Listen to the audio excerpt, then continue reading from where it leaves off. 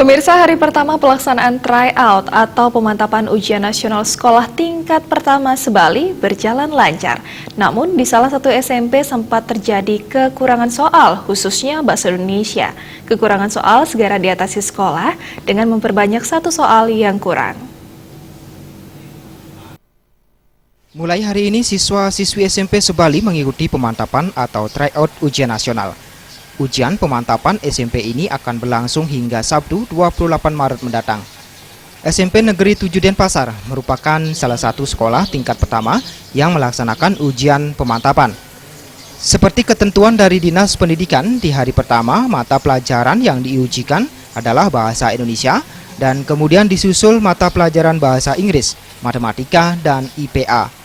Sementara untuk jumlah siswa yang mengikuti tryout di SMP Negeri 7 Denpasar berjumlah 371 orang yang dibagi menjadi 18 kelas. Meski secara umum berjalan lancar, menurut Kepala Sekolah SMP Negeri 7 Denpasar, T. Wahyani, di hari pertama pemantapan sempat terjadi kendala akibat kurangnya satu soal bahasa Indonesia.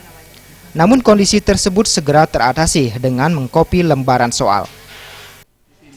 Ujian pemantapan provinsi untuk di SMP 7 Denpasar berjalan tertib, aman, dan sesuai dengan yang kita harapkan.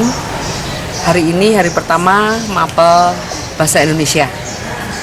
Tadi pagi hanya setelah ujian mulai, ada satu soal yang tidak lengkap, tapi sudah kita atasi dengan fotokopi, karena di sekolah kami kebetulan ada fotokopi.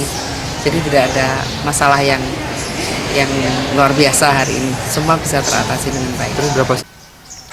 Untuk tahun ini pelaksanaan tryout yang diselenggarakan Dinas Pendidikan, Pemuda dan Olahraga Distikpora Bali diikuti 65.526 siswa. Mereka berasal dari 459 sekolah SMP negeri dan swasta yang ada di Provinsi Bali. Ari Wiratmaja dan